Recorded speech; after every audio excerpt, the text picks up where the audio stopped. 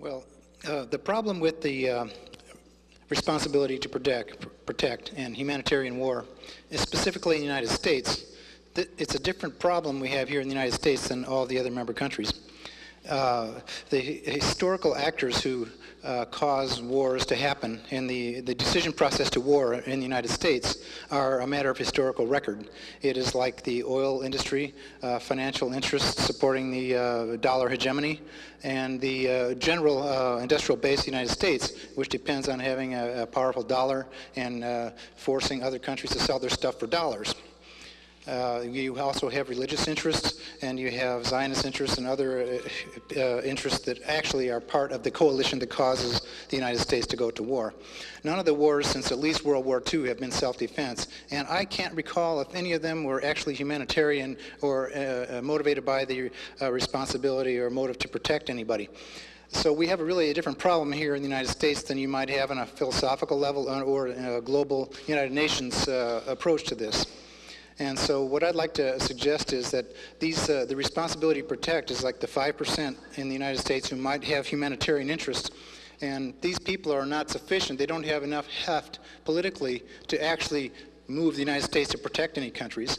But instead, they become useful idiots to support the latest war. And so they really don't need the responsibility to protect stuff here in the United States. Mm-hmm. Well, thank you for that opinion of yours. Well, it is an opinion, and I still think that the US has to accept the concept as it was identified in the UN summit of 2005. You know, it is a very valuable concept, and if you look at it, it really isn't new. It's only in a formal sense new. But if you read the Charter, every page is about our collective responsibility to protect. And we stray off the highway when we apply it the way we have done it in the case of Libya. And, you know, this hidden agenda I talk about, it's so visible when you look at other theaters where this where good intentions were pronounced, but something quite different lurked in the background. And Iraq I'm very well familiar with the Iraq situation, and I can tell you it was nauseating the way we played our game in Iraq. And it had not the simplistic answer is often given, it's about oil. No, it was about much more than oil. It was about the control of oil.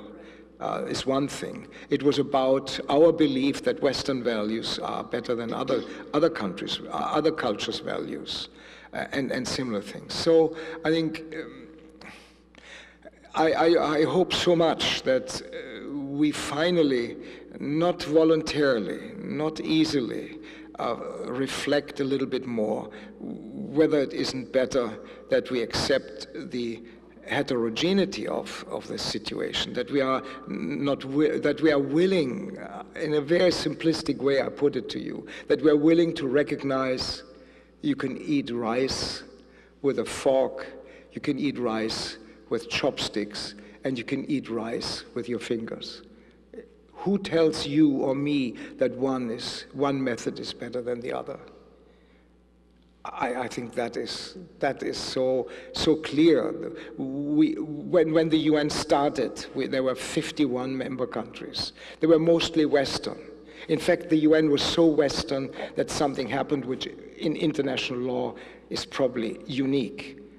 Russia, the USSR at the time, had 3 votes in the General Assembly. You probably didn't know that. 3 votes in order to create a little bit of a balance. Ukraine and Belarus had votes together with Russia proper within the USSR that was one member country in the UN. So we were very Western. And because of our successes, in a superficial way, our successes over the years, we have come to believe that what we do must be the best. Maybe it's good, maybe others can learn, but we can also learn from others. And that mentality, that has to be created, and then concepts like R2P receive powerful meaning. But if we're using this as a pretext to continue to be out for our limited interests, then I'm afraid things will go wrong, continue to go wrong.